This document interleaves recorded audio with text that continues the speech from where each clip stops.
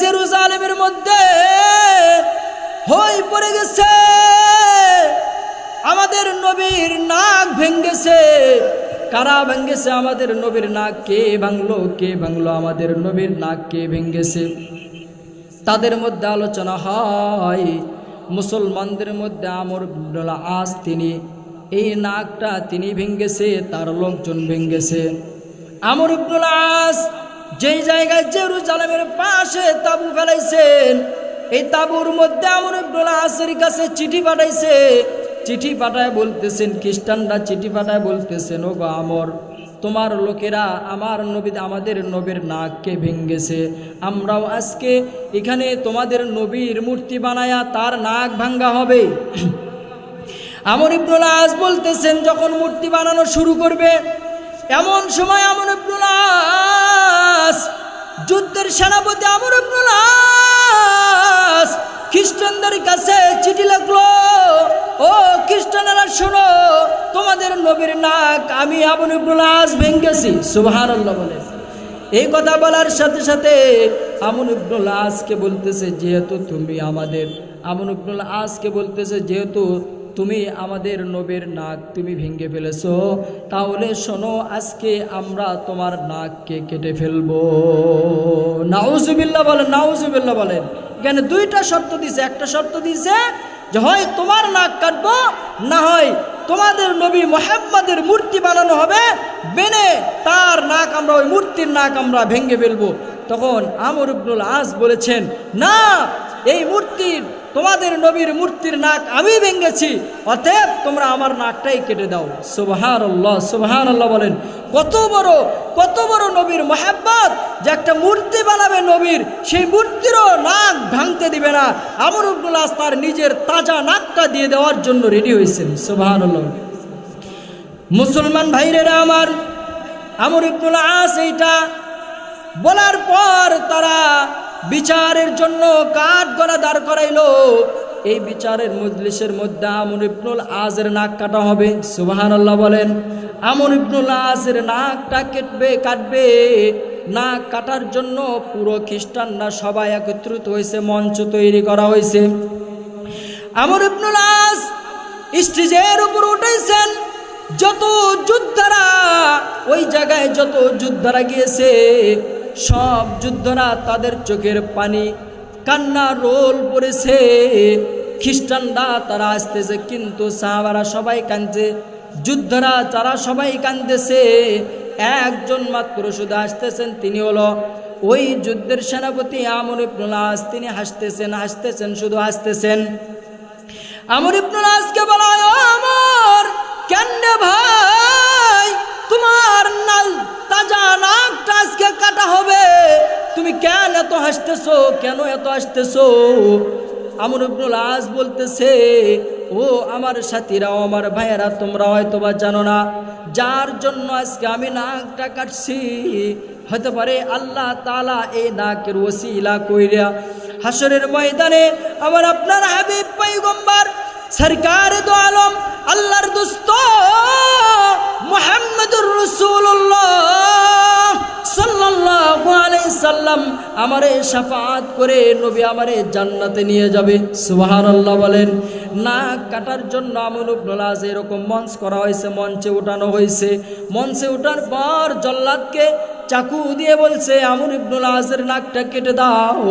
আমর ইবনুল আসের নাক যখন কাটবে, এমন সময় ভরা মজলিসের মধ্য থেকে একজন বান্দা দাঁড়ায়া বলে, ও জল্লাদ থামো, ও জল্লাদ থামো, এই যে আমার হাতের মধ্যে তোমাদের ঈসা নবীর মূর্তির নাক আমার হাতের মধ্যে, আমর ইবনুল আস এই নাক কাটে নাই, আমি আমাদের নবীর নাকটা আমি কাইটা এই আমর ইবনুল আস অর্থাৎ মুসলমানদের ওপর দোষ চাপানোর চেষ্টা করেছিলাম। কিন্তু দাঁড়াও, এমন কোনো মানুষ, এমন কোনো ধর্ম, এমন কোনো মানুষকে মহাব্বত করতে পারে, এটা আমার জানা ছিল না। মুসলমান ভাইরেরা আমার, ও পদ্মার মা, কথাগুলো বুঝার চেষ্টা করবেন। ওই যে একজন খ্রিস্টান পাদ্রী দাঁড়ায়া বলতেছে, আমি তোমাদের মূর্তি, আমাদের ঈসা নবীর মূর্তির নাক আমি নিজে ভেঙ্গে মুসলমানদের ওপর দোষ চাপাতে চেয়েছিলাম, কিন্তু তাদের মধ্যে যে এত ভালোবাসা, তাদের মধ্যে যে তাদের নবীর প্রতি এত মহব্বত, এইটা আমার জানা ছিল না। যাও, থামো থামো থামো থামো থামো। যে একটা নবীর মূর্তির নাক ভাঙতে দিবে না, নিজের তাজা নাক দিয়ে দিবে, আসলে সে ভাঙতে পারে না। এটা দুনিয়ার কোনো সাধারণ মানুষের ধর্ম হইতে পারে না, দুনিয়ার কোনো নোংরামো ধর্ম হইতে পারে না। তোমাদের সবাইকে সাক্ষী রাইকা 3 থেকে 350 খ্রিস্টানদের সবাইকে নিয়ে সেখানে কালেমা পড়ে মুসলমান হয়েছেন। জোরে বলেন সুবহানাল্লাহ। মুসলমান ভাইরেরা আমার, এই যে আমর ইবনুল আস মিশর যুদ্ধ করার জন্য গিয়েছেন, মিশর শহরকে বিজয় করবে, যুদ্ধ করবে, যুদ্ধ করার জন্য চলে গেছেন, কিন্তু অতর্কিতভাবে হামলা করতেছে না। যুদ্ধের তাঁবুর মধ্যে বসে আছে। এই খ্রিস্টানরা বলতেছে মুসলমানরা তারা অতর্কিতভাবে হামলা করবে না, এই জন্য তারা বলতেছে, তাদের পাদ্রী বলতেছে, বুদ্ধিজীবীরা বলতেছে, শোনো শোনো, আজকে বুধবার, আগামীকাল বৃহস্পতিবার, পরের দিন হলো শুক্রবার। মুসলমানরা শুক্রবারে জুমার নামাজে তাদের ইবাদতের দিন, ওই দিন তারা দোয়ার জন্য, ইবাদতের জন্য সবাই একসাথে নামাজে দাঁড়ায় যায়। যখন তারা নামাজে দাঁড়ায় যাবে, ওই সময় আমরা আক্রমণ করব। জোরে কন নাউজুবিল্লাহ। মুসলমান ভাইরেরা আমার, আমর ইবনুল আস জুমার দিন ইমামতির মুসল্লায় দাঁড়াইছেন, সকল যুদ্ধরা পিছনে মুক্তাদি হয়েছে, নামাজে দাঁড়ায়া নামাজ শুরু করেছে। নামাজ শুরু করার সময় এই ইহুদি খ্রিস্টানরা পেছন দিক থেকে আমর ইবনুল আস সহ যত যোদ্ধারা ছিল সকল যুদ্ধদের উপর আক্রমণ করলেন, আক্রমণ করা শুরু করেছে। দেখেন কত বড় ধৈর্য, কত বড় তাওয়াক্কুল, কত বড়ভাবে কীরকমভাবে তারা অটল ছিল। নামাজকে ছেড়ে দেয় নাই, নামাজ থেকে কেউ পালাই নাই। পেছন থেকে মারতেছে, পেছন থেকে গুলি তীর নিক্ষেপ করতেছে, সূরা দিয়ে একের পর এক কল্লাগুলো ফালাইতেছে, কেউ নামাজ থেকে পালাইতেছে না। এরকম ভাবে মারতে মারতে মারতে মারতে মারতে আমর ইবনুল আস পর্যন্ত চলে আসছে। আমর ইবনুল আস পর্যন্ত যখন চলে আসছে, ওই সময় সেনাপতির পর্যায়ে যখন চলে আসছে, তাদের অটলতা দেইকা তারা নামাজ সাইরা দিয়ে পালাই নাই। আল্লাহ রব্বুল আলামিন এত খুশি হয়েছে, রব্বি কারীম মালিক ওই আসমান থেকে নসরত নাজিল করেছে, নসরত পাঠাইছে। মালিক ওই আসমান থেকে এই পরিমাণ ফেরেশতা পাঠাইছে, নামাজও শেষ। পুরো মিশর শহর আল্লাহ তাআলা আমর ইবনুল আজের মাধ্যম দিয়ে বিজয় দান করে দিয়েছেন। চিল্লা বলেন সুবহানাল্লাহ। মুসলমান ভাইরেরা আমার, ও কুঞ্জম আলম চান মুসলমান, ও পদ্মার আড়ালের মা, কথাগুলো, যে কথাগুলো বলতেছি, আল্লাহ তাআলা আমারে আপনারে বিবেক দান করেছে, বিবেকটা দিয়ে বোঝার চেষ্টা করবেন। জ্ঞান দান করেছেন, এই জ্ঞান দিয়ে বুঝবেন, এরপরে আমলের নিয়ত করবেন। শুধুমাত্র এক কান দিয়ে শুনবেন আর এক কান দিয়ে বের করে দিবেন। কিয়ামত পর্যন্ত যদি নবী আয়েশা ওইখানে বয়ান করে, ওই বয়ানে আপনার কোনো ফায়দা হবে না। কথা বলেন ঠিক না বে ঠিক? মুসলমান ভাইরেরা আমার, এখনকার মানুষ গুনাহ করতে ভালোবাসে, শুধুমাত্র গুনাহ করতে চায়। অথচ আগের জামানার মানুষ, তারা মূর্খ মানুষ ছিল, আলেম ছিল না, শিক্ষিত ছিল না। এত মূর্খ ছিল, একজন শ্রমিক তরকারিওয়ালা, কাঁচা তরকারিওয়ালা তরকারি বিক্রি করত, মাথায় করে ডালি করে তরকারি বিক্রি করত, তরকারি গ্রামে গ্রামে তরকারি বিক্রি করে বেড়াইতো। আর তার ঘাড়ের ভেতর একটা গামছা ছিল, যখন যেখানে আজান হইতো এই গামছাটারে সে যায় নামাজ বানাইয়া সেখানে নামাজে দাঁড়ায়া যাইতো। এইরকম ভাবে এই আল্লাহর বান্দা মাথায় তরকারির বোঝা আছে, এই তরকারির বোঝাটা নিয়ে চলতেছে রাস্তার উপর দিয়ে। চলতে চলতে এমন একটা সময় এসেছে, যেই সময় আজরাইল ভাই তার কাছে চলে আসছে। আয়েশা বলে, ও আজরাইল ভাই, কেন রে তুমি আমার কাছে কেন চলে আসছো, কেন চলে আসছো? আজরাইল ভাই বলে, ও তরকারিওয়ালা ভাই,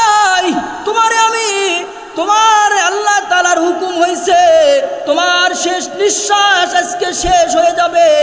দেখেন মূর্খ একজন মানুষ তরকারির ব্যবসা করে, তরকারিওয়ালা রে, এই তরকারিওয়ালা আল্লাহর ওই ফেরেশতা জিবরাইল আমিনকে ডাক দিয়ে বলে, ওগো আজরাইল ভাই, আপনি আমারে একটু সময় দিবেন, আমারে একটু 2 রাকাত নামাজ পড়ার সময় দিবেন। ওগো আজরাইল ভাই, আমি সব সময়ের জন্য ওযু অবস্থায় থাকি, আমার ওযু আছে, 2 রাকাত নামাজের আমার সময়টা দিবেন।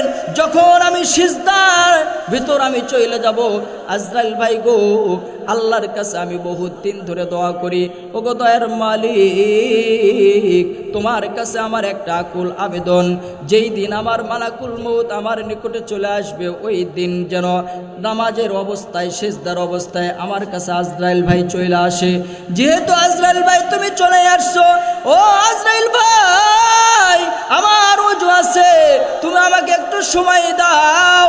তরকারির গাট্টিটা মাথায় থেকে নামাইয়া গামছা নামক যাই নামাজটা জমিনে বিছায়া দিয়ে নামাজে দাঁড়ায় গিয়েছেন। নামাজে দাঁড়াইয়া নামাজ শেষ করছে, সিজদার হালতে অবস্থায় আজরাইল ভাই তার জানটা এমনভাবে নিয়েছেন যেমন মার কোলে ছোট্ট বাচ্চা ঘুমিয়ে যায়, এমন শান্তিতে তার জানটা কবজ করেছেন। জোরে বলেন সুবহানাল্লাহ। ও কুঞ্জ আলম সান মুসলমান, ও বদরালের মা, কথাগুলো দিলের কান্দে শুনবেন। আজকে যে কুঞ্জ আলম সা আর রহমান কওমি মাদ্রাসার যে মাহফিলে আসছেন, এই মাহফিলটা অনেক দামি জায়গা, যে জায়গায় বসেছেন এটা জান্নাতি জায়গা। আল্লাহ তাআলা ফেরেশতাদেরকে ঘোষণা করে দিয়েছেন, যারা এই মাহফিলের মধ্যে শেষ পর্যন্ত থাইকা আখিরি মোনাজাতের সময় তওবা কইরা গুনাহ মাফ লইয়া 2 ফোঁটা চোখের পানি ছেড়ে দিয়ে এই মাহফিলের জমিন ছেড়ে চলে যেতে পারবে, আল্লাহ তাআলা ফেরেশতাদেরকে সাক্ষী রেখে বলতেছে, ওগো ফেরেশতারা শোনো শোনো, ওই যে কুঞ্জুম আলম স্যার আর রহমান কওমি মাদ্রাসার এই মাদ্রাসার মাহফিলে যত মানুষরা ওই জায়গায় বসেছে, যারা শেষ পর্যন্ত আলোচনা শুনেছে, আমার কাছে যারা মাফ চেয়েছে, ও ফেরেশতারা তোমাদেরকে সাক্ষী রাইখা আমি বলতেছি, আমি ওদের জীবনের সব গুনাহগুলো মাফ করে দিয়ে ওদের আমি মাসুম বানায়া এই মাহফিল থেকে উঠাইব। জোরে কোন সুবহানাল্লাহ। এই মাপ আমরা নিতে চাই তো? এই নিষ্পাপ আমাদের সমস্ত সগীরা গুনাহগুলো আল্লাহ তাআলা চলে যাবে, এটা আমরা চাই? যদি চাই, শেষ পর্যন্ত থেকে আল্লাহর কাছে গুনাহ মাপ নিয়ে এখান থেকে যেতে হবে। পারবো না ইনশাআল্লাহ? মুসলমান ভাইরা আমার, এত মানুষ আমরা এখানে এসেছি, কুরআনুল কারীম থেকে আয়াতে কারিমা তেলাওয়াত করেছি, ইয়া আইয়ুহাল্লাযীনা আমানুত্তাকুল্লাহ হাক্কা তুকাতিহি ওয়া লা তামুতুন্না ইল্লা ওয়া আনতুম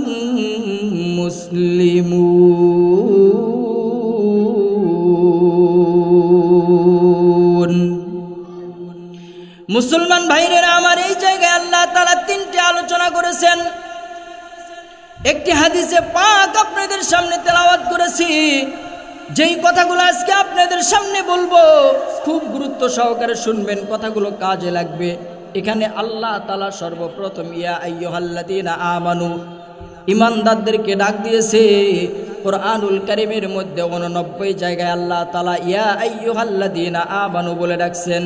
হে আমার ইমানদার বান্দারা, অনেক মহব্বত করে, দয়া করে, মায়া করে ইমানদারদেরকে ডাক দিয়েছেন। ইমানদার কারা জানেন? ইমানদার হলো এরা যারা বলেছে লা ইলাহা ইল্লাল্লাহু মুহাম্মাদুর রাসূলুল্লাহ সাল্লাল্লাহু আলাইহি সাল্লাম। এই কালেমা যারা বিশ্বাসের সহিত পড়েছে, রাসূল বলে কোনো না কোনো একদিন ওই বান্দা যদি ইবাদত নাও করে, কোনো না কোনো একদিন আল্লাহ তাআলা ওই বান্দারে শাস্তি ভোগ করার পরে হলো এই কালেমা বিশ্বাসের সাথে গ্রহণ করার কারণে আল্লাহ তাআলা তারে বানানো জান্নাত দান করে দিবেন। জোরে কোন সুবহানাল্লাহ। আমরা সবাই ইমানদার, এটা কি ঠিক আছে?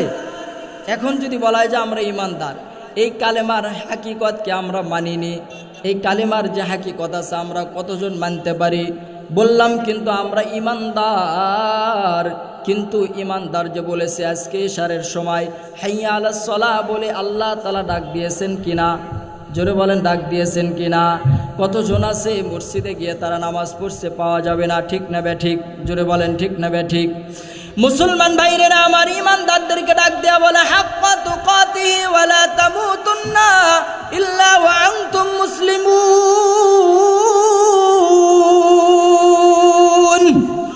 আল্লাহ রাব্বুল আলামিন এই যে বলেন, ইয়া ইমানদারেরা আমি আল্লাহকে ভয় করো। ভাই কেমন ভয়? ভয় করার মতো ভয় করো। বন্ধু, পুলিশ দেখলে ভয় পাই আমরা, এই ভয়ের কথা আল্লাহ তাআলা বলে নাই। জঙ্গলার হিংস্র প্রাণী সাপ দেখলে আমরা ভয় পাই, এই সাপের ভয়ের কথা আল্লাহ বলে নাই রে ভাই। রাতের বেলা একা একা হাঁটতেছেন, হিংস্র কুকুর দেখে আমরা ভয় পাই, এই কুকুরের ভয়ের কথা আল্লাহ তাআলা বলে নাই। শিয়াল দেখলে আমরা ভয় পাই, বাঘ দেখলে আমরা ভয় পাই, কথা বলেন ঠিক না বে ঠিক? এই ভয়ের কথা আল্লাহ তাআলা এখানে বলেন নাই। আল্লাহ তাআলা যেই ভয়ের কথা বলেছেন, এই ভয় হলো আল্লাহর ভয়ে গুনাহ থেকে সরে আসা, কথা বলেন ঠিক না বে ঠিক? যেমনটা আজকে ইশারের আজান হয়েছে, আমরা অনেকেই ইশারের নামাজ আমরা পড়ি নাই, ওর ভিতর আল্লাহর ভয় নাই।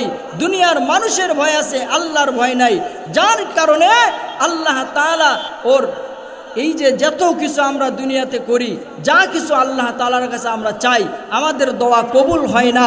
আল্লাহ যে এই জিহ্বাতে যা কিছু বলি এটাও হয় না, হাত দিয়ে যা কিছু করি এগুলো আর কবুল হয় না।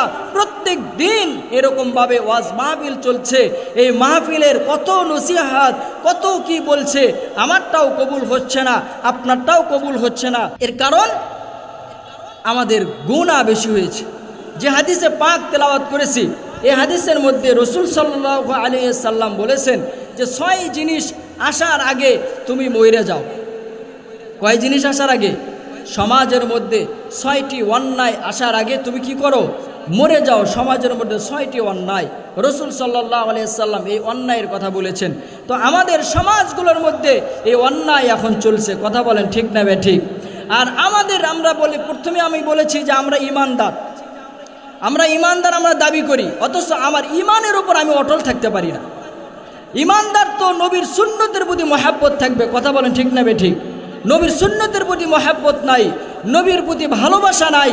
ইমানদার তো আল্লাহর প্রতি, আল্লাহর যে আদেশ নিষেধগুলো আছে এগুলো মেনে চলবে, কথা কোন ঠিক না বে ঠিক? কিন্তু ইমানদার আমরা বললাম, এই ইমান, এই কালেমার ওপর আমরা অটল থাকতে পারি না। অথচ দেখেন আল্লাহর নবী সাল্লাল্লাহু আলাইহি সাল্লামের সুন্নতের প্রতি, আল্লাহর নবীর ভালোবাসার প্রতি কত ভালোবাসা। আমাদের যুগের পর যুগ অনেক বড় বড় আল্লাহর ওলিরা, তাদের আমরা এই ভালোবাসাগুলো আমরা দেখেছি। সুবহানাল্লাহ বলেন। মুসলমান ভাইরা আমার, আজকে আমাদের মধ্যে নবীর ভালোবাসা নাই, নবীর যে সুন্নত আছে এই সুন্নতের ভালোবাসা আমাদের মধ্যে নাই। কয় নবীর সুন্নতটাও এটা কিন্তু ঈমান। যার ভেতরে নবীর সুন্নত নাই তার ভেতরে ঈমান পরিপূর্ণ নাই, যার ভেতরে নবীর ভালোবাসা নাই তার ভেতরে ঈমান নাই। এটা আমার কথা না, আমার আপনার পয়গম্বর নবী আলাইহিস সালাতু ওয়াস সালাম বলেছেন, আমাদের শুধুমাত্র ব্যানারের ভালোবাসা আছে। ওই যে 12 রবিউল আউয়াল মাস, ওই সময়টা আসলে আমরা পোলাও খিচুড়ি কইরা খায়া সারা রাত আমরা পার করে দেই, এই ভালোবাসা আমাদের আছে, কথা কোন ঠিক না বে ঠিক? নবীর সুন্নতের প্রতি আমাদের মহব্বত নাই, নবীর সুন্নতের প্রতি আমাদের ভালোবাসা নাই। অথচ ওই যে 4 ইমামের মধ্যে একজন ইমাম মালিক, এই ইমাম মালিক রাহমাতুল্লাহি আলাইহি কি পরিমাণ নবীরে ভালোবাসেন, কি পরিমাণ নবীরে মহব্বত করতেন। ইমাম মালিক 40 বছর পর্যন্ত মদিনায়, 70 বছর পর্যন্ত মদিনায় অলির গলির মধ্যে ঘোরাফেরা করে। ইমাম মালিক 70 বছর পর্যন্ত মদিনায় হাদিস পড়ায়। ইমাম মালিক মদিনার অলি গলির মধ্যে যখন হেঁটে বেড়ায়, 70 বছর পর্যন্ত ইমাম মালিক খালি পায়ে হেঁটে বেড়ায়, কখনো জুতা পায়ে দেয় না। সুবহানাল্লাহ বলেন। মদিনার লোকেরা বলে, ওগো মালিক, এই মদিনা উত্তপ্ত, পাথর গিরি গিরি পথ, তুমি খালি পায়ে কেন হাঁটো রে ভাই? ইমাম মালিক মদিনার লোকদের ডাক দিয়া বলে, ও মদিনার ভাই, জানো আমি কেন এই মদিনার মধ্যে খালি পায়ে ঘুরি জানো? এই যে মদিনার অলিগলির মধ্যে আমার নবী প্রতিদিন হেঁটে হেঁটে বেড়াইছে, যেই জায়গায় আমার নবীর পা মোবারক পড়েছে ওই জায়গায় আমি ইমাম মালিকের জুতাটা কেমনে আমি নবীর পায়ের নিচে আমি দেব? এটাই আমি ইমাম মালিক সইতে পারি না, এটা আমি ইমাম মালিক সইতে পারি না। আর এই মদিনার মধ্যে অলিগলির মধ্যে তরমুজের শিলাগুলো পড়েছিল, মানুষ যে তরমুজগুলো খেয়ে মদিনার অলিগলির মধ্যে ফালায় রেখেছে, যেগুলো এখন ডাস্টবিনতে যাবে, ইমাম মালিক এগুলো কুড়াইয়া গরম পানিতে ধুইয়া ভর্তা বানাইয়া ইমাম মালিক এগুলো খাইতো আর আল্লাহকে বলতো, ওগো দয়ার মালিক, নবীকে আমি পাই নাই, নবীর মোহাব্বতে, নবীর ভালোবাসায়, ওগো আল্লাহ, এই যে মদিনার অলিগলির মধ্যে তরমুজের শিলাগুলো পরে পরে নষ্ট হয়ে যাচ্ছে, পচে যাচ্ছে, ডাস্টবিনের মধ্যে ফালাবে। কারণ আমি জানি এই তরমুজের শিলার সাথে নবী যেই গলির মধ্যে পড়ে, নবীজি যেই অলিগলির মধ্যে হেঁটে বেড়াইছেন, নবীজির পায়ের ধুলা মোবারকগুলো এই তরমুজের শিলার সাথে লেগে আছে। ও আল্লাহ, তোমার কাছে আমি এই নবীর ভালোবাসার কারণে, নবীর ভালোবাসার মোহাব্বতের কারণে আমি আল্লাহ তাআলা, ইমাম মালিক রহমতুল্লাহি আলাইহি বলতেছেন, তোমার এই নবীর ভালোবাসা আমি প্রকাশ করতেছি। মদিনার লোকজনদেরকেও বলতেছিল, মুসলমান ভাইরেরা আমার ভালোবাসা কারে বলে? এই ইমাম মালিক আমার আপনার নবীর এত পরিমাণ ভালোবাসে, মদিনা থেকে মক্কায় হজ করতে যাবে তাও তিনি যায় না, জীবনে একবার শুধু হজ করেছেন, প্রতি বছর উমরাতে যাবে এটাও যায় না, কারণ মদিনায় সে মরবে এই আশায় মদিনায় মরবে, নবীজি রওজার মোবারকের আশেপাশে তারে দাফন করা হবে। মুসলমান ভাইরেরা আমার, ইমাম মালিক তার জীবনের আশা, আমি মদিনায় মরব, যাতে করে মদিনায় যেই জায়গায় আমার আপনার হাবিব সরকার দো আলম নবী মুহাম্মদুর রাসূলুল্লাহ সাল্লাল্লাহু আলাইহি সাল্লাম যে মদিনার জমিনে ঘুমায় আছে, আমি যদি এই মদিনায় আমার মরণটা হয়ে যায়, তাইলে আমার এই মদিনায় আমার কবরটা হয়ে যাবে। সুবহানাল্লাহ বলেন। ইমাম মালিক এই চিন্তায় তিনি মদিনা থেকে হজ করতে যাবে এটাও যায় না, আর শুধুমাত্র ভাবে, একা একা চিন্তা করে, আহারে যদি জানতাম যে আমার মৃত্যুটা কবে হবে, 5 দিন পরে হবে, 5 মাস পরে হবে, 1 বছর পর হবে, এরকম যদি আমি জানতাম, তাইলে হয়তোবা আমি হজ করে মদিনায় উমরা করার সুযোগ পাইতাম, মক্কায় গিয়ে উমরা করে আসতাম, অথবা কেউ যদি আমার একটু জানাইতো আমি তাহলে এটা জানতাম। সুবহানাল্লাহ বলেন না? ইমাম মালিকের কত নবীর প্রতি মহাব্বত, যে এই ভালোবাসার কারণে সে নবীর রওজায় থাকতে চায়, অন্য কোথায় থাকবে না, নবীর রওজায় থাকবেন। সুবহানাল্লাহ। এরকমভাবে তিনি সর্বক্ষণ চিন্তা করেন আর ভাবনা করেন, কেমনে আমি এটা জানি যে আমার মৃত্যুটা কখন হবে। মুসলমান ভাইরেরা আমার, ইমাম মালিক এরকম চিন্তা করতেছেন যে হ্যাঁ আমি এটা জানতে পারি। ইস্তিখারার 2 রাকাত নামাজ পড়ে ইমাম মালিক রাতের বেলা ঘুমাইছেন। ঘুমানোর মধ্যে নবী আলাইহিস সালাতু ওয়াস সালাম স্বপ্ন যুগে ইমাম মালিকের সাথে সাক্ষাৎ হয়েছে। সুবহানাল্লাহ বলেন, আরো জোরে বলেন না সুবহানাল্লাহ। ইমাম মালিক নবী আলাইহিস সালাতু ওয়াস সালামের সাথে যখন স্বপ্নে যুগে সাক্ষাৎ হয়েছে, ইমাম মালিক কোনো কথাবার্তা নাই, এত খুশি হয়েছে যে আমি নবীরে পাইছি, নবীর কাছ থেকে আমি জানবো আমার মৃত্যুটা কবে হবে, কখন হবে, কোন সময় হবে। ও কোন জামালানসার মুসলমান, কথাটা বুঝার চেষ্টা করবেন। নবীর ভালোবাসা কারে কয়, নবীর মোহাব্বত কারে কয়। ইমাম মালিক নবীর স্বপ্নে দেখার সাথে সাথে এই পরিমাণ খুশি হয়েছে, এই পরিমাণ আনন্দিত হইছে, কিন্তু নবী আলাইহিস সালাতু ওয়াস সালাম 5টা আঙ্গুল দেখাইয়া নবী আলাইহিস সালাতু ওয়াস সালাম সেখান থেকে বিদায় হয়েছেন। ইমাম মালিকের ঘুমটা ভেঙে গেছে। ঘুম ভাঙার পর বলতেছে, আহারে এটা কি দেখলাম, কি দেখলাম, কি দেখলাম, নবী আমারে 5 আঙ্গুল দেখাইয়া চলে গেল, এটা আমার কি বুঝাইলো? টেনশন আরো বেড়ে গেল। আমি কি 5 দিন বাঁচবো, নাকি আমি 5 বছর বাঁচবো, নাকি আমি 5 মাস বাঁচবো? এরকম টেনশনে পড়ে গেল। টেনশন। ইমাম মালিক তার খাদেম রে, ওই সময়ের স্বপ্ন ব্যাখ্যার স্বপ্ন সম্রাট ছিলেন ইবনে সিরিন। ইবনে সিরিনের কাছে তার খাদেম রে পাঠাইলো, যাও ইবনে সিরিন রে যা বলবা যে নবী আলাইহিস সালাতু ওয়াস সালাম স্বপ্নে যুগে 5 আঙ্গুল দেখাইছে, কিন্তু কিছু বলে নাই, এর মানে কি? এর মানে জানতে চাই। ইবনে সিরিনের কাছে যা খাদেম বলেছে, ও খাদেম ভাই, ও হযরত আল্লাহর ওলি, এক আল্লাহর বান্দা 5 আঙ্গুল নবী দেখাইয়া চলে গেছেন। ইবনে সিরিন বলে, নাম বলো, ব্যাখ্যা বলা হবে। সুবহানাল্লাহ বলেন। ইবনে সিরিন বলতেছে, নাম বলো, কারণ এই স্বপ্ন এই যুগের শ্রেষ্ঠ আলেম, শ্রেষ্ঠ ইমাম মালিক ছাড়া কেউ দেখতে পারে না। জোরে কোন সুবহানাল্লাহ। তো ইবনে সিরিনরা তো বলে দিয়েছে নাম বলা হবে না, নাম বলে নাই, চলে আসছে। আসার পরে বলছে, যেহেতু নামটা জেনেছে, যাও তুমি যা বলো ইমাম মালিকই এর স্বপ্ন দেখেছে।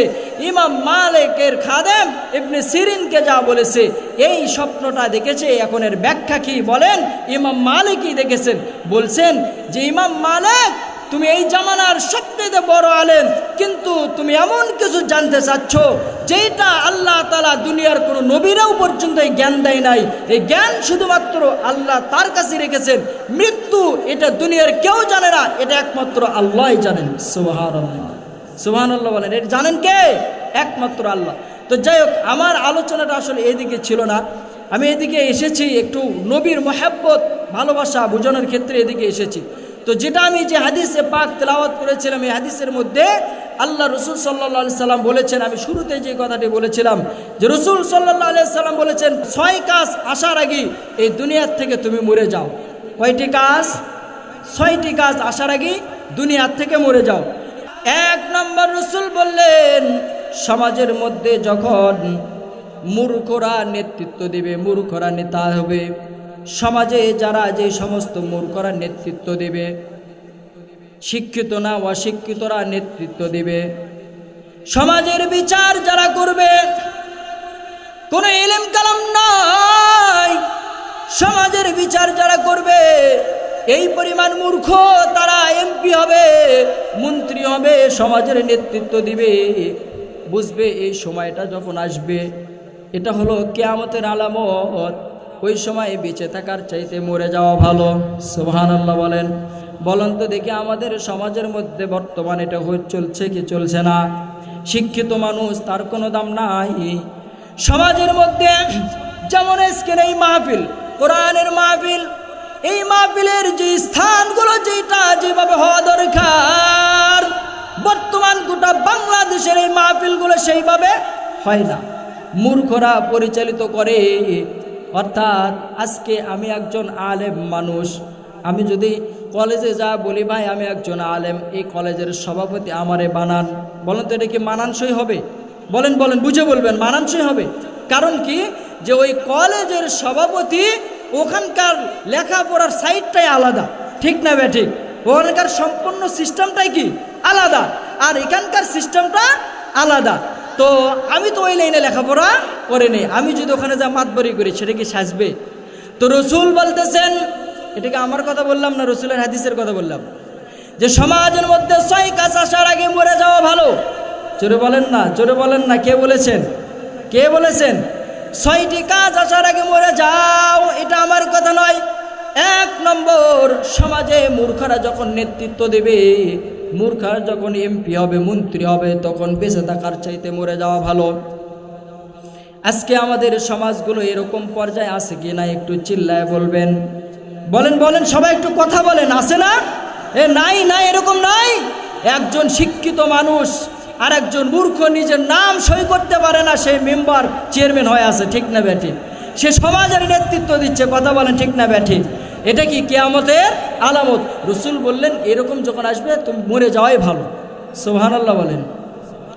2 নম্বর বলতেছে ওয়া কাসরাতিস সুনাতি, 2 নম্বর যেটা বললেন দেশের মধ্যে যখন পুলিশ বেশি হয়ে যাবে, যখন দেশের মধ্যে পুলিশ বেশি হয়ে যাবে, যখন পুলিশ বেশি হবে তখন মরে যাওয়া ভালো, বেঁচে থাকার চাইতে মরে যাওয়া ভালো। একটা দেশের মধ্যে পুলিশ 2টা কারণে হয়। 1 নম্বর কারণ, জনগণ যদি উচ্ছৃঙ্খল হয়, জনগণের মধ্যে যদি মদখোর জুয়াখোর তামাশাখোর এগুলো বাইরে যায়, তখন সরকার এই জনগণকে নিয়ন্ত্রণ করার জন্য পুলিশ প্রশাসন বাড়িয়ে দেয়। কথা কোন ঠিক না বেঠিক? আরেকটা কারণ হয়, যদি দেশের সরকার স্বৈরাচার হয়, যদি দেশের সরকার যদি এককভাবে ক্ষমতায় থাকার চেষ্টা করে, তখন জনগণকে প্রশাসন দিয়ে জনগণকে থামানোর জন্য পুলিশ বৃদ্ধি করে। জোরে কোন ঠিক না বেঠিক? রসুল বললেন যখন পুলিশ বেশি হবে তখন মরে যাওয়া ভালো বেঁচে থাকার চাইতে। আজ থেকে 20-25 বছর আগের দিকে তাকান, পুলিশ এত ছিল না, বাংলাদেশে এত অন্যায়ও ছিল না। কথা কোন ঠিক না বেঠিক? পুলিশ যত বেশি হবে অন্যায়কে ঢেকে তারা আরও মানুষকে, অন্যায়কারীকে আরও সুযোগ করায় দিবে, তারা পাহাড়ে দিয়ে অন্যায়গুলো নিজেরা করবে। রসুল বললেন যখন দেখবা পুলিশ বেশি হবে তখন বেঁচে থাকার চাইতে মরাটাই ভালো। 3 নম্বর বলতেছেন ওয়াবাই আল হুকমি, 3 নম্বর রসুল বলতেছেন আইন যখন বেচা কিনা বেচা হবে, আইন যখন কিনা বেচা চলবে, আদালতের আইন কিনা বেচা হবে, তখন বেঁচে থাকার চাইতে মরে যাওয়াই ভালো। এটাও হলো কিয়ামতের আলামত। মুসলমান ভাইদের আমার, সেই নিজের গ্রাম থেকে নিয়ে একদম আপনার ওই সংসদ পর্যন্ত বলেন তো দেখি আইন বর্তমানে সঠিকভাবে আইন আছে নাকি? আছে, আছে, আইন আছে। কোনো জায়গায় কোনো আইন নাই, আইন একদম শেষ। তো রসুল বললেন যখন আইন বেচা কিনা হবে তখন মরে যাওয়া ভালো। দেশের মধ্যে আইন নাই, সমাজের মধ্যে আইন নাই। আজকেও আমাদের সমাজের মধ্যে যখন বিচার করা হয়, টাকার বিনিময়ে বিচারকে বিক্রি করে দেওয়া হয়, দোষী ব্যক্তিকে ছেড়ে দেওয়া হয়, নির্দোষ ব্যক্তিকে গ্রেফতার করা হয়। কথা বলেন ঠিক না বেঠিক? 4 নম্বর আল্লাহর রাসূল বলতেছেন ওয়া কাসরাতিল কতল, ওয়া কাসরাতিল কতলি, মানে রক্তের দাম, রক্তের মূল্য কমে যাবে, মানুষের রক্তের মূল্য থাকবে না। রসুল বলেন মানুষের রক্তের মূল্য একদম বিহীন হয়ে যাবে। পশু পাখির রক্তের মূল্য থাকবে কিন্তু মানুষের রক্তের মূল্য থাকবে না। কথা বলেন ঠিক না বেঠিক? আজকে দেখতে পাচ্ছি না আমরা নিজের ভাই ভাইকে খুন করছে, বন্ধু বন্ধুকে খুন করছে, কেউ কারোর সাথে কোনো সম্পর্ক নাই, রক্ত খুন করছে। কিছুদিন আগে আমরা দেখেছি 2টা পাখি এক জায়গায় ছিল, এই পাখির জন্য হাইকোর্টে মামলা হয়েছে। এক পুরুষ পাখিকে আলাদা করা হয়েছে আর মেয়ে পাখিকে বেঁধে রাখা হয়েছে। মামলা করেছে পুরুষ পাখিকে আলাদা করার কারণে মেয়ে পাখিটা শুকে যাচ্ছে, এই জন্য মামলা করা হয়েছে। এটা জানেন আপনারা? এই বাংলাদেশের ঘটনা এটা। তো বাংলাদেশের এখন মানুষের রক্তের আর কোনো দাম নাই। কথা বলেন ঠিক না বেঠিক? বাংলাদেশের মানুষের রক্তের কোনো মূল্য নাই। এই বাংলার জমিনের মানুষের রক্তের কোনো দাম নাই। পশু পাখি রক্তের দাম আছে কিন্তু মানুষের রক্তের কোনো মূল্য নাই। 4-5 নম্বর আল্লাহ তাআলা বলতেছেন ওয়া কাসরাতিল ফুহশি, যে অশ্লীলতা যখন বেড়ে যাবে, বেহায়াপনা যখন বেড়ে যাবে, গান বাজনা ঢোল বাজনা যখন বেড়ে যাবে, তখন বেঁচে থাকার চাইতে মরাই ভালো। তখন বেঁচে থাকার দরকার নাই, দরকার নাই। রসুল বলতেছেন যেমন ঢোল তবলা, এই দিনের কাজের মধ্যেও ঢোল তবলা আছে, এইরকম দেখা যায় যারা এই যে ভণ্ড পীরের দরবারে আপনি যাইবেন, ঢোল তবলা নিয়ে তারা আল্লাহর গান শোনায়, ঢোল তবলা নিয়ে তারা নবীর গান শোনায়। কথা বলেন ঠিক না ঠিক? এমন ভণ্ডরা আছে না নাই? শুধু তাই নয়, তাই নয়, একজন যোগ্য আলেম ভালোভাবে কোরআনের কথা বলবে, ওর কথা কেউ শুনবে না, ওর কথা কেউ মানবে না। কিন্তু একজন শিল্পী গান বলে আর মানুষকে ওয়াজের মধ্যে গান বলে, বিভিন্ন ঢং বলে, ওর কথা ওর ভাঙিরাল, ও ভক্ত হয়ে যায়। ঠিক না ঠিক? কিন্তু একজন আলেম কোরআন হাদিস থেকে কথা বলতেছে, কথাগুলো কেউ শুনতে চায় না, কিন্তু একজন বক্তা রং ঢং কইরা কথা বলতেছে কিন্তু ওর কথাগুলো অনেক শোনে। একজন আমলওয়ালা বক্তা, তার কথা কেউ শোনে না। কথা বলেন ঠিক না বেঠিক? এমন মানুষ আছে না নাই? 6 নম্বর নবী আলাইহিস সালাতু ওয়াস সালাম বলতেছেন ওয়া কাসরাতিজ জিনা, যখন সমাজের মধ্যে, দেশের মধ্যে জিনা ব্যভিচার বেশি হয়ে যাবে, তখন বেঁচে থাকার চাইতে মরে যাওয়াই ভালো। বলেন তো দেখি, সমাজের মধ্যে যে রাসূল সাল্লাল্লাহু আলাইহি সাল্লাম যে কথাগুলো বলেছেন, 6টি কথা বলেছেন, আমাদের সমাজে বর্তমান আছে না নাই? বলেন আছে না নাই? তার মানে কি এখন 2 টাকা দিয়ে বিষ কিনে খায় মরে যাব? মরে যাবেন? হ্যাঁ না, রাসূল সাল্লাল্লাহু আলাইহি সাল্লাম এখান থেকে যেটা বুঝাতে চাই, ও মুসলমান শোনো শোনো, এই অন্যায়গুলো যখন আসবে, এই অন্যায়গুলোকে আশ্রয় দেওয়া যাবে না, প্রশ্রয় দেওয়া যাবে না।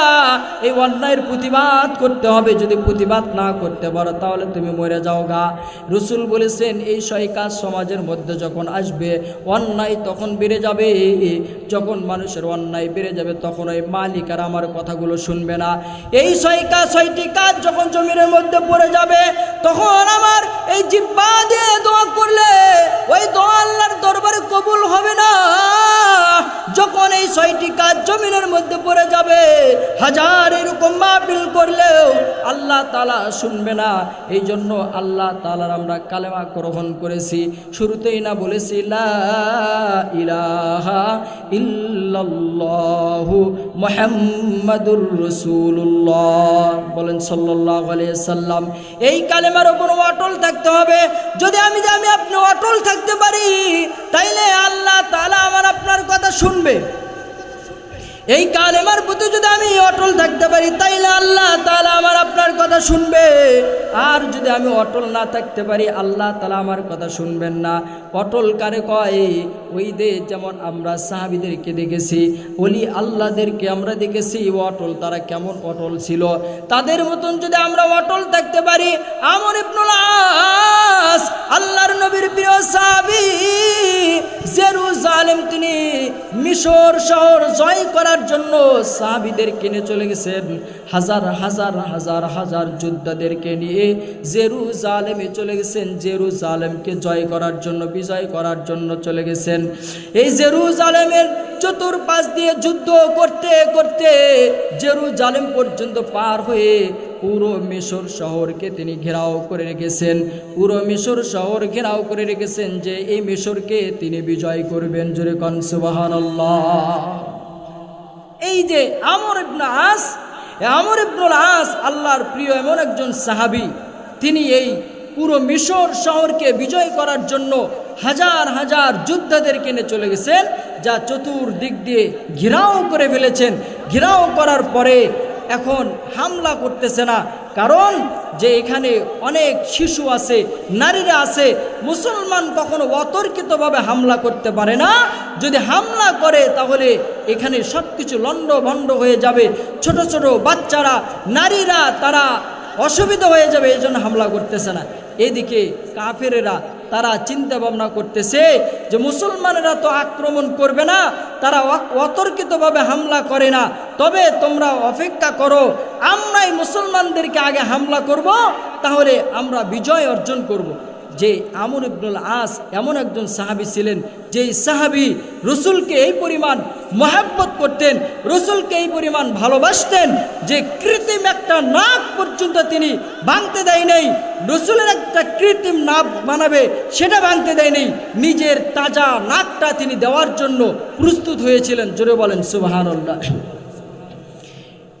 এই মিশর শহর যখন বিজয় করার জন্য আমর ইবনুল আস রওনা করতেছিল, যুদ্ধ করতে করতে জেরুজালেম পর্যন্ত যখন গিয়েছিল, জেরুজালেমে খ্রিস্টানদের একটা মূর্তি বানানো ছিল। খ্রিস্টানরা তাদের ঈসা নবীর একটা মূর্তি বানাইছিল। এই মূর্তির একটা নাক ছিল, এই নাকটা ভেঙে ফেলেছে। ভাঙার পর পুরো জমিনের মধ্যে, পুরো জেরুজালেমের মধ্যে হই পড়ে গেছে।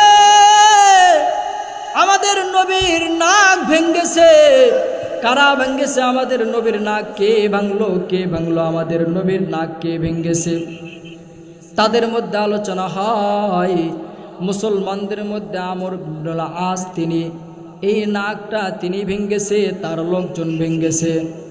আমর ইবনুল আস যেই জায়গায় জেরুজালেমের পাশে তাবু ফেলাইছেন, এই তাবুর মধ্যে আমর ইবনুল আসের কাছে চিঠি পাঠাইছে। চিঠি পাঠায় বলতেছেন, খ্রিস্টানরা চিঠি পাঠায় বলতেছেন, ও গো আমর, তোমার লোকেরা আমাদের নবীর নাককে ভেঙ্গেছে, আমরাও আজকে এখানে তোমাদের নবীর মূর্তি বানায়া তার নাক ভাঙ্গা হবে। আমর ইবনুল আস বলতেছেন, যখন মূর্তি বানানো শুরু করবে এমন সময় আমর ইবনুল আস, যুদ্ধের সেনাপতি আমর ইবনুল আস খ্রিস্টানদের কাছে চিঠি লিখলো, ও খ্রিস্টানেরা শোনো, তোমাদের নবীর নাক আমি আমর ইবনুল আস ভেঙ্গেছি। সুবহানাল্লাহ বলে। এই কথা বলার সাথে সাথে আমর ইবনুল আসকে বলতেছে, যেহেতু তুমি আমাদের নবীর নাক তুমি ভেঙে ফেলেছো, তাহলে শোনো, আজকে আমরা তোমার নাককে কেটে ফেলবো। নাউজুবিল্লাহ বলেন, নাউজুবিল্লাহ বলেন। এখানে দুইটা শর্ত দিছে। একটা শর্ত দিছে যে হয় তোমার নাক কাটবো, না হয় তোমাদের নবী মুহাম্মদের মূর্তি বানানো হবে, বেনে তার নাক আমরা, ওই মূর্তির নাক আমরা ভেঙে ফেলবো। তখন আমর ইবনুল আস বলেছেন, না, এই তোমাদের নবীর মূর্তির নাক আমি ভেঙেছি, অতএব তোমরা আমার নাকটাই কেটে দাও। সুবহানাল্লাহ, সুবহানাল্লাহ বলেন। কত বড় নবীর মুহাব্বত, যে একটা মূর্তি বানাবে নবীর, সেই মূর্তিরও নাক ভাঙতে দিবে না। আমর ইবনুল আস তার নিজের তাজা নাকটা দিয়ে দেওয়ার জন্য রেডি হয়েছেন। সুবহানাল্লাহ। মুসলমান ভাইরেরা আমার, আমর ইবনুল আস এইটা বলার পর তারা বিচারের জন্য কাঠ গড়া দাঁড় করাইলো। এই বিচারের মজলিসের মধ্যে আমর ইবনুল আসের নাক কাটা হবে। সুবহানাল্লাহ বলেন। আমর ইবনুল আসের নাকটা কাটবে। নাক কাটার জন্য পুরো খ্রিস্টানরা সবাই একত্রিত হয়েছে, মঞ্চ তৈরি করা হয়েছে। আমর ইবনুল আস স্টেজের উপর উঠেছেন। যত যোদ্ধারা ওই জায়গায় গিয়েছে, সব যোদ্ধারা তাদের চোখের পানি কান্না রোল পড়েছে। খ্রিস্টানরা তারা আসতেছে, কিন্তু সাহাবারা সবাই কাঁদছে, যোদ্ধারা তারা সবাই কাঁদতেছে। একজন মাত্র শুধু আসতেছেন, তিনি হলো ওই যুদ্ধের সেনাপতি আমর ইবনুল আস। তিনি হাসতেছেন, শুধু হাসতেছেন। আমর ইবনুল আসকে বলা হয়, ও আমর, কেন ভাই তোমার তাজা নাকটা আজকে কাটা হবে, তুমি কেন এত হাসতেছো? আমর ইবনুল আস বলতেছে, ও আমার সাথীরা, আমার ভাইয়েরা, তোমরা হয়তো বা জানো না, যার জন্য আজকে আমি নাকটা কাটছি, হতে পারে আল্লাহ তাআলা এই নাকের ওসিলা কইরা হাসরের ময়দানে আমার আপনার হাবিব পয়গম্বর সরকার দো আলম আল্লাহর দোস্ত মুহাম্মদুর রাসূলুল্লাহ সাল্লাল্লাহু আলাইহি সাল্লাম আমারে শাফাআত করে নবী আমারে জান্নাতে নিয়ে যাবে। সুবহানাল্লাহ বলেন। নাক কাটার জন্য আমর ইবনুল আস এরকম মঞ্চ করা হয়েছে, মঞ্চে উঠানো হয়েছে। মঞ্চে ওঠার পর জল্লাদকে চাকু দিয়ে বলছে, আমর ইবনুল আসের নাকটা কেটে দাও। আমর ইবনুল আসের নাক যখন কাটবে, এমন সময় ভরা মজলিসের মধ্য থেকে একজন বান্দা দাঁড়ায়া বলে, ও জল্লাদ থামো, ও জল্লাদ থামো, এই যে আমার হাতের মধ্যে তোমাদের ঈসা নবীর মূর্তির নাক আমার হাতের মধ্যে, আমর ইবনুল আস এই নাক কাটে নাই, আমি আমাদের নবীর নাকটা আমি কাইটা এই আমর ইবনুল আস অর্থাৎ মুসলমানদের ওপর দোষ চাপানোর চেষ্টা করেছিলাম। কিন্তু দাঁড়াও, এমন কোনো মানুষ, এমন কোনো ধর্ম, এমন কোনো মানুষকে মহাব্বত করতে পারে, এটা আমার জানা ছিল না। মুসলমান ভাইরেরা আমার, ও পদ্মার মা, কথাগুলো বুঝার চেষ্টা করবেন। ওই যে একজন খ্রিস্টান পাদ্রী দাঁড়ায়া বলতেছে, আমি তোমাদের মূর্তি, আমাদের ঈসা নবীর মূর্তির নাক আমি নিজে ভেঙ্গে মুসলমানদের ওপর দোষ চাপাতে চেয়েছিলাম, কিন্তু তাদের মধ্যে যে এত ভালোবাসা, তাদের মধ্যে যে তাদের নবীর প্রতি এত মহাব্বত, এইটা আমার জানা ছিল না। যাও, থামো, যে একটা নবীর মূর্তির নাক ভাঙতে দিবে না, নিজের তাজা নাক দিয়ে দিবে, আসলে সে সে ভাঙতে পারে না। এটা দুনিয়ার কোনো সাধারণ মানুষের ধর্ম হইতে পারে না, দুনিয়ার কোনো নোংরামো ধর্ম হইতে পারে না। তোমাদের সবাইকে সাক্ষী রাইকা 3 থেকে 350 খ্রিস্টানদের সবাইকে নিয়ে সেখানে কালেমা পড়ে মুসলমান হয়েছেন। জোরে বলেন সুবহানাল্লাহ। মুসলমান ভাইরেরা আমার, এই যে আমর ইবনুল আস মিশর যুদ্ধ করার জন্য গিয়েছেন, মিশর শহরকে বিজয় করবে, যুদ্ধ করবে, যুদ্ধ করার জন্য চলে গেছেন, কিন্তু অতর্কিতভাবে হামলা করতেছে না। যুদ্ধের তাঁবুর মধ্যে বসে আছে। এই খ্রিস্টানরা বলতেছে মুসলমানরা তারা অতর্কিতভাবে হামলা করবে না, এই জন্য তারা বলতেছে, তাদের পাত্রী বলতেছে, বুদ্ধিজীবীরা বলতেছে, শোনো শোনো, আজকে বুধবার, আগামীকাল বৃহস্পতিবার, পরের দিন হলো শুক্রবার। মুসলমানরা শুক্রবারে জুমার নামাজে তাদের ইবাদতের দিন, ওই দিন তারা দোয়ার জন্য, ইবাদতের জন্য সবাই একসাথে নামাজে দাঁড়ায় যায়।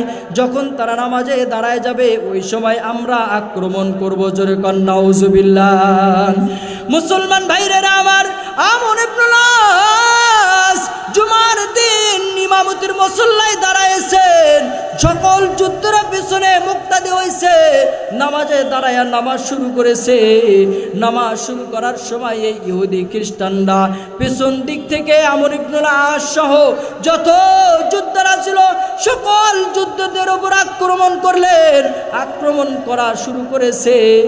দেখেন কত বড় ধৈর্য, কত বড় তাওয়াক্কুল, কত বড়ভাবে কীরকমভাবে তারা অটল ছিল। নামাজকে ছেড়ে দেয় নাই, নামাজ থেকে কেউ পালাই নাই। পিছন থেকে মারতেছে, পিছন থেকে গুলি তীর নিক্ষেপ করতেছে, সূরা একের পর এক কল্লাগুলো ফালাইতেছে, কেউ নামাজ থেকে পালাইতেছে না। এরকম ভাবে মারতে মারতে মারতে মারতে মারতে আমর ইবনুল আস পর্যন্ত চলে আসছে। আমর ইবনুল আস পর্যন্ত যখন চলে আসছে, ওই সময় ইহুদিরা যখন আমর ইবনুল আস সেনাপতির পর্যায়ে যখন চলে আসছে, তাদের অটলতা দেইকা তারা নামাজ সাইরা দিয়ে পালাই নাই। আল্লাহ রব্বুল আলামিন এত খুশি হয়েছে, রব্বি কারীম মালিক ওই আসমান থেকে নসরত নাজিল করেছে, নসরত পাঠাইছে। মালিক ওই আসমান থেকে এই পরিমাণ ফেরেশতা পাঠাইছে, নামাজও শেষ। পুরো মিশর শহর আল্লাহ তাআলা আমর ইবনুল আজের মাধ্যম দিয়ে বিজয় দান করে দিয়েছেন। চিল্লায়া বলেন সুবহানাল্লাহ। ওয়াকিয়ার মধ্যে লেখা হয়, এই যুদ্ধদেরকে যখন কবরে রাখা হয়, কবরে যখন রাখা হয়, এই সময় এই যুদ্ধরা যে যেরকমভাবে নামাজে দাঁড়ানো অবস্থায় ছিল, এরকমভাবে হাত বাঁধা অবস্থায় নামাজে ছিল। কবরে যখন নামাইছে, তারা এরকম কবরে নামাজে এই হাত বাঁধা অবস্থায়, তাদের কবরের মধ্যে এরকম হাতগুলো বাঁধা অবস্থায় ছিল। মুসলমান বাইরের তাদের তাওয়াক্কুল, তাদের অটলতা কেমন ছিল। অথচ আল্লাহ তাআলা বলতেছেন, ইন্নাল্লাযীনা ক্বালু রাব্বুনাল্লাহ সুম্মা ইসতাকামু তাতানাজ্জালু আলাইহিমুল মালায়েকা। আল্লাহ রাব্বুল আলামিন বলতেছেন, ইন্নাল্লাযীনা ক্বালু রাব্বুনাল্লাহ, যারা বলবে আমার রব আল্লাহ। বলেন তো দেখি আমাদের রব কে? সবাই একটু মহাব্বত নে বলেন তো আমার রব কে? যারা বলবে আমার রব আল্লাহ, সে কোনোদিন নামাজ ছাড়তে পারে না। কথা বলেন ঠিক না ঠিক? যারা বলবে আমার রব আল্লাহ, সে কখনো জিনা করতে পারে না। যারা বলবে আমার রব আল্লাহ, সে কখনো সুদ খাইতে পারে না। কথা কোন ঠিক না ঠিক? যারা বলবে আমার রব আল্লাহ, সে কখনো অপরে অন্যায় করতে পারে না। যারা বলবে আমার রব আল্লাহ, সে কখনো জনগণের উপর অত্যাচার করতে পারে না। কথা কোন ঠিক না ঠিক? যারা বলবে আমার রব আল্লাহ, সে কখনো মিথ্যা বলতে পারে না রে ভাই। কারণ আমাদের সবাইরে মৃত্যুবরণ করতে হবে। আমার রব আল্লাহ। আজকে ইশারের সময় আজান হয়েছে, হাইয়া আলাস সালাহ। যারা বলবে আমার রব আল্লাহ, সে কি নামাজ কাজা করতে পারে? কথা বলেন ঠিক না ঠিক? নামাজ কাজা করতে পারে? পারে পারে, জোরে বলে নামাজ কাজা করতে পারে। কিন্তু আমরা সবাই বলি, বলেন তো দেখি আমাকে আপনাকে কে বানাইছে? বলেন না আমার মালিক কে? এই কথা বলার শক্তি কে দিয়েছেন? কিন্তু বর্তমান আমি যে রসুলের হাদিসের ব্যাখ্যা করেছিলাম, ছয়টি কাজ যখন সমাজের মধ্যে আসবে তখন তোমরা মরে যাও, কিন্তু সমাজের মধ্যে ছয়টি কাজ বিদ্যমান আছে না নাই? জোরে বলেন আছে না নাই?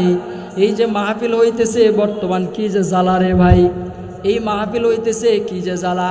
স্বৈরাচার সরকারের আমলে দেখেছি মাহফিলগুলোই নাম দেওয়ার কারণে মাহফিল বন্ধ হয়েছে, ঠিক না বে ঠিক? বলেন ঠিক না বে ঠিক? এই যে বর্তমান সময়ে আমার এলাকার মধ্যে যে মাহফিল 18ই ডিসেম্বর ডেট হয়েছে, 18ই ডিসেম্বর ডেট হয়েছে, মাহফিলের ডেট হয়েছে আরও 1 মাস আগে। কতদিন আগে? 1 মাস আগে। এই যে নামের ঠেলা ঠেলির গুতাগুতির কারণে আজ অব্দি পর্যন্ত পোস্টার করতে পারি নাই।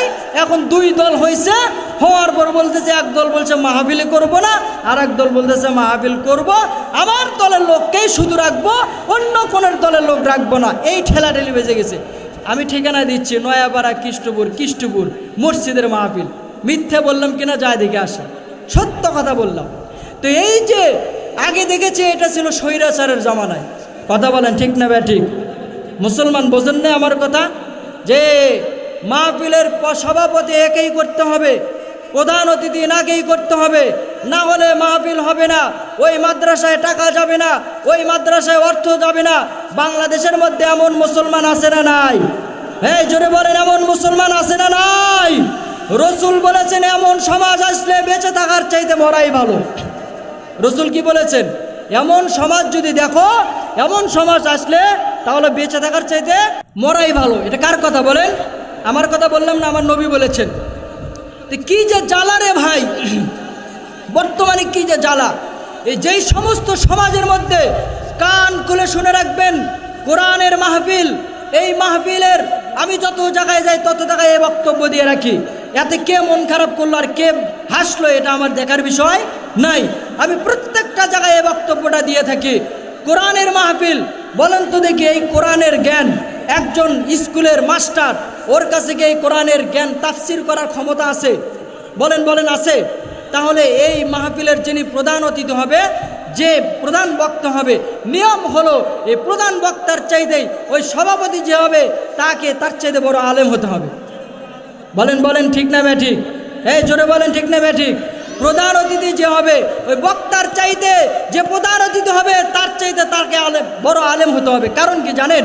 কারণ হলো যে ওখানে প্রধান অতিথি যে হবে, বক্তা যে হবে, এর ডানে বামে কে থাকে? মুসল্লির সোজা, ইমামের পেছনে সোজা কে থাকে? যে জানে সে থাকে। কথা বলেন ঠিক না বে ঠিক? যদি ইমামের ভুল হয় তাহলে লোকমা দেবে, ঠিক না? যদি ইমাম ভুল করে তাহলে কি করে? পেছন থেকে যে জানে সে কি করবে? লোকমা দিবে। বক্তার কি ভুল হতে পারে না? এই কথা বলেন কেন? বক্তার ভুল হতে পারে না? লোকমা দিবে কে? এখানে তো আমাদের আজকালকের মাহফিলের সভাপতি, প্রধান অতিথি, বিশেষ অতিথি, এখানে তো কোনো আলেমের খুঁজেই পাওয়া যায় না। সব তো মনে করেন দাঁড়ায়া পেশাব করে, সব তো মনে করেন নামাজ নাই এক কালাম, সারা সূরা ফাতিহা শুদ্ধ করে বলতে পারে না। তারা আজকে টাকার জন্য তাদেরকে আমরা এই সমস্ত জায়গায় আমরা অতিথি বানাই। কথা বলে ঠিক না ব্যাঠি? কিয়ামত পর্যন্ত এরকম, কিয়ামত পর্যন্ত মাহফিল করবেন, একটা মানুষের কোনো ফায়দা হবে না, একটা মানুষের কোনো ফায়দা হবে না। মন খারাপ করলেন? কষ্ট পাচ্ছেন? বাস্তব কথা ভাই। ভাই এটাও যদি হয় বলেন তো, গোবিন্দগঞ্জে সরকারি কলেজ আছে না? আমি দাওরা পাস করেছি, কথাটা বুঝবেন। আমি কি করেছি? দাওরায় পাস করেছি, কারিয়ানা শেষ করেছি, হাফেজ হয়েছি। দাওরা পাস মানে মাস্টার্স কমপ্লিট। আচ্ছা, এই কলেজের কি আমাকে সভাপতি বানাবে? কেন বানাবে না ভাই? আমিও তো মাস্টার্স করেছি, কেন বানাবে না? আমি হলো জেনারেল, ওরা হলো জেনারেল লাইনে মাস্টার্স, আর আমি হলো এলএমের লাইনে মাস্টার্স। কথা বলেন ঠিক না ঠিক? মানে তোমার জায়গায় গেলে হুজুরের যোগ্যতা হয় না, হুজুরের জায়গাতে এসে তুমি আবার এত চুলকানি তোলো কেন? বোঝেন নাই? হ্যাঁ বোঝেন নাই? কথাটা বোঝেন নাই? আপনার কাজ হবে, আল্লাহ তাআলা আপনাকে দুনিয়ায় জ্ঞান দান করেছে, আল্লাহ তাআলা আপনাকে দুনিয়ায় শিক্ষিত বানাইছেন, আল্লাহ তাআলা আপনাকে সম্পদ দিয়েছেন। আপনার কাজ হবে আপনি শুধুমাত্র এই মাদ্রাসা মসজিদগুলোতে অর্থ দিয়ে সহযোগিতা করবেন, তলবে ইলমদেরকে সহযোগিতা করবেন। কিন্তু মাদ্রাসা মসজিদে যদি আপনি বাড়াবাড়ি করতে চান, আপনি মাদ্রাসা মসজিদে যদি বাড়াবাড়ি করতে চান, আমি বলবো আওয়ামী লীগ সরকার স্বৈরাচার যেইভাবে পালাইছে, এবারও বাংলাদেশে যত জায়গায় এরকম হবে এরাও পালাইতে দেরি সময় লাগবে না। কথা বলেন ঠিক না ব্যাঠি? বহু জায়গা আমরা দেখতেছি মাহফিলের মধ্যে ঝামেলা করতেছে। গোটা বাংলাদেশের মুসলমানদেরকে জানিয়ে দিতে চাই, যারা এই মাহফিলে ঝামেলাগুলো করতেছে, গোটা বাংলার জমিনের ইসলামপন্থীরা ঐক্য হয়েছে, গোটা বাংলার জমিনে মুসলমানরা ঐক্য হয়েছে, গোটা বাংলার জমিনে আলেমরা ঐক্য হয়েছে। এই সমস্ত তালবানা বাদ দেন। যদি আবারও মাহফিলগুলোর মধ্যে আপনারা এইগুলো করতে চান, আপনাদেরকেও স্বৈরাচারের মধ্যে দেশ থেকে বিতাড়িত করা হবে। কথা বলেন ঠিক না বেঠিক? এই দেশে থাকার অধিকার তাদের নেই। কথা কোন ঠিক না বেঠিক? ভাই আজ এটা তো স্বৈরাচারের ভাষা ভাই। যারা স্বৈরাচার তারা তো এগুলো করবে, ঠিক না? আমাদের কাজ হবে, আমরা তো ভালো, আমরা তো এ কথা বলেই স্বৈরাচারকে বিদায়ী করছি, ঠিক না? তারা খারাপ, এই জন্য তো তাদেরকে বিদায়ী করেছি। তা আমরাও যদি ওইগুলো কাজ করি তাহলে তো আমি স্বৈরাচারের বড় ভাই, ঠিক না বেটাই? তাহলে তো স্বৈরাচারের বড়টা হয়ে গেলাম। তো এই সমস্ত কার্যক্রম করা যাবে না।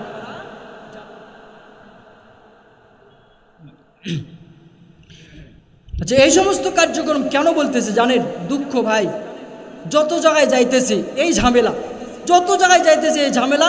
তো আমিও নিয়ত করে নিয়েছি, যত জায়গায় মাহফিলে যাব আমি এই বক্তব্য দেব, যত জায়গায় যাব। এতে কার সমস্যা হইলো এটা আমার দেখার বিষয় নাই। মুসলমান আজকে দেখেন গায়ের জোরে, ক্ষমতার জোরে এগুলো মাহফিল নয় ভাই, এগুলো কোরআনের মাহফিল নয়। বর্তমান যেগুলো হচ্ছে এগুলো রাজনৈতিক সমাবেশ। কথা বলেন, কথা বলেন ঠিক না ব্যাঠিক? এগুলো মাহফিল নয়, এগুলো কি রাজনৈতিক সমাবেশ। ওনারা বলে হুজুর রাজনীতির কথা বলেন কেন? রাজনীতির বক্তব্য দেওয়া যাবে না, বলে কি বলে না? হুজুর কোরআন হাদিস থেকে ওয়াজ করেন, ঠিক না ব্যাঠিক? বলে কি বলে না? আচ্ছা, কোরআনে কি রাজনীতি আছে না? হ্যাঁ জোরে বলেন, কোরআনে রাজনীতি আছে না? আচ্ছা, ওটা বাদ দিলাম। যারা বলে রাজনীতি করে না, ওনাদের মধ্যেই প্রধান অতিথি হয়, ওনাদের মধ্যে বিশেষ অতিথি হয়, ওনাদের মধ্যে সভাপতি হয়, একের পর এক সিরিয়াল ধরে। এখন আপনাদের সম্মুখে বলটুমিয়ে কথা বলবেন অমুক দলের অমুক এমপি পদপ্রার্থী, আপনারা তার যিনি আমাদের দুঃখে সুখে সর্বক্ষণ রাস্তাঘাট চা নাস্তা সব কিছু করায় দেন, কথা বলবেন অমুক বলটুমিয়ে। কথা বলেন ঠিক না ব্যাঠিক? উনি উঠে কি বলেন? আসসালামু আলাইকুম সম্মানিত মুসল্লিনবিন্দু, সম্মানিত শ্রোতা, আল্লাহ তাআলা আমাদেরকে জান্নাতের বাগানে আসার তৌফিক দান করেছেন, বলি আলহামদুলিল্লাহ। নবীর প্রতি দরুদ পড়ি, দুটো একটা হাদিস বলে শুনেতে চাই। মনে করে যে হুজুর খালি আপনিই জানেন না, আমরাও জানি। এরকম দুটো একটা হাদিসও বলে মাইক রে, হুজুর আপনারাই শুধু জানেন না, আমরাও জানি, মানে এটা বুঝায়। বলার পরে আমি আপনাদের কাছে এসেছি দোয়া নেওয়ার জন্য, কারণ আমি এবারকার তালগাছ মার্কা নিয়ে ভোট করব। আপনারা আমার জন্য দোয়া করবেন। আমার নেত্রী, আমার নেতা বাংলাদেশে যখন ক্ষমতায় ছিল তখন আমার নেত্রী এটা করেছে সেটা করেছে। বলেন তো দেখি, এটা কোরআনুল কারিমের কত নম্বর পৃষ্ঠায় আছে? হাদিসের মধ্যে কোন জায়গায় এই হাদিসে আছে বলেন? আছে এই বক্তব্য আছে? হ্যাঁ, আরে না, 29 পারায় আছে, আছে আছে, বুখারী শরীফে আছে। আচ্ছা, যদি এটা না হয়, ওনারা বলে হুজুর রাজনীতির বক্তব্য চলবে না। আরে মেয়ে, রাজনীতি কারে কয়? রাজনীতির বক্তব্য দেওয়ার মতো মসজিদেরও মঞ্চ আছে রাজনীতির। কথা কোন ঠিক না ব্যাঠিক? বরঞ্চ যারা এই সমস্ত বক্তব্য দেয়, ওনারাই রাজনৈতিক বক্তব্য দেওয়ার জন্য এইরকম মঞ্চগুলো তৈরি করে, হয়ে সেখানে জোর করে হলে অতিথি হয়, যে ওখানে অনেকগুলো মানুষ একসাথে পাওয়া যায়। আমি তো 500 টাকা করে দিলেও এতগুলো মানুষ হয় না।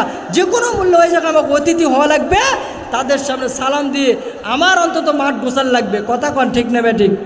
মোহতারাম উপস্থিতি, আমি আপনাদেরকে যেই কথাগুলো বললাম, আসলে এই কথাগুলো হলো বাস্তব কথা। মানে আমরা বললেই সমস্যা, আর ওনারা বললে কোনো সমস্যা নাই। যারা এই ধরনের ধোঁকাবাজ আছে, এদের ডানে বামে সামনে পেছনে 1 কাপ চা দিলে আমরা সবাই যাব ইনশা। যাবেন যাবেন যাবেন? যাওয়া যাবে না। এরা হলো ধোঁকাবাজ। এরা কি ধোঁকাবাজ? এরা এখানে এসে রাজনীতির বক্তব্য দিবে, আর হুজুরকে বলবে হুজুর রাজনীতির বক্তব্য দেওয়া যাবে না। কারণ কি জানেন? কারণ হলো ওর মনের ভিতরে আছে ওরা যে 2 নম্বর, ওরা যে 2 নম্বর, ওরা যে 2 নম্বরই করে বেড়ায়। হুজুর তো চেষ্টা করতেছে মানুষদেরকে 1 নম্বর মানুষদের সাথে সম্পর্ক তৈরি করে দেওয়ার জন্য। কথা বলেন ঠিক না ব্যাঠিক? এই কারণে হুজুররা আগেই বলে হুজুর রাজনীতির বক্তব্য দেওয়া যাবে না। তো এইরকম নেতা খেতার পেছনে যাওয়া যাবে না। আল্লাহ তাআলা আমাদের সবাইকে কবুল করে নিক, সকলে বলেন আমিন। যা কথাগুলো বললাম, যদি কেউ কষ্ট পেয়ে থাকেন 2টা পা এগিয়ে দেন, ক্ষমা চেয়ে নিচ্ছি।